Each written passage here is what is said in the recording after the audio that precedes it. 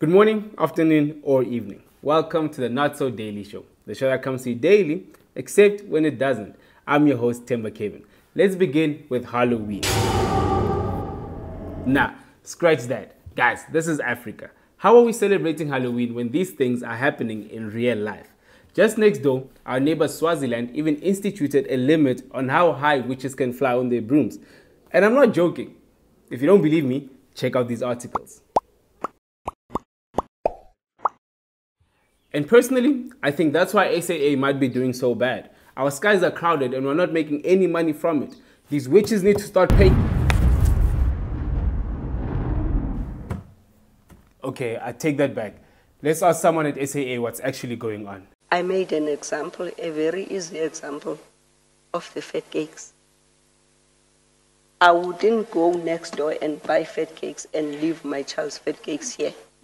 Even if I had a challenge with them, if I have a challenge with them, I would say, reduce the baking powder, add this and this and this, so that it can be to the customer satisfaction. Ms. Kwinina, what was my question? Forgotten about it. Whoa, that might be the scariest thing I've seen this Halloween. Using taxpayers' money to teach your children how to make fat cakes.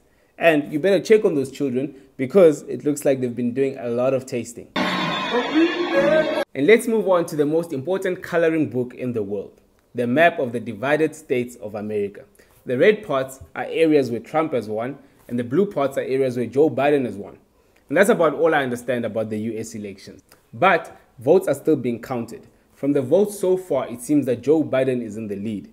But can you ever really invest your emotions in a country with some swing states? Now tens of millions of unsolicited ballots without any verification measures whatsoever. Well, we're interrupting this because what the President of the United States is saying, in large part, is absolutely untrue.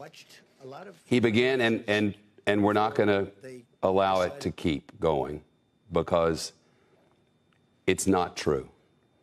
He began with there were legal votes, and if they only count the legal votes, I easily win. If they count the illegal votes, they're trying to steal the election. There is not a scintilla of evidence that this is true. But no matter what happens, it is clear that Donald Trump is not going out without a fight. He has already started filing lawsuits against all the states that have declared Joe Biden the winner. And we just hope that he's not asking Julius Malema for advice on which lawyers to use. There is some story here that is going around that we are represented by white lawyers. It is true. Ian Levitt attorneys are attorneys of record.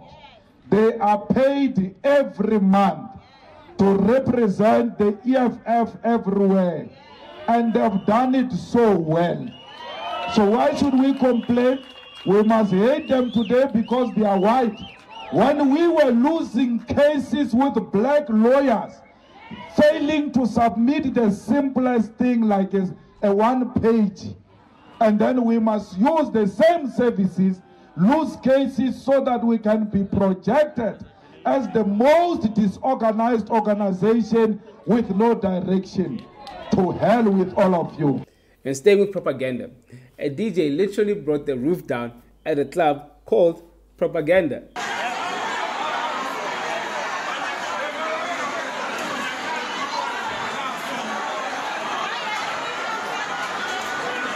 And that's how you know South Africans are amongst the most resilient people in the world. I mean, it's one thing that the waiter is still making people pay their bill after a near-death experience, but one of these guys is still trying to order more booze. I mean, screw drinking and driving. Let's try drinking and dying. And let's do what this guy couldn't do and leave it there for today.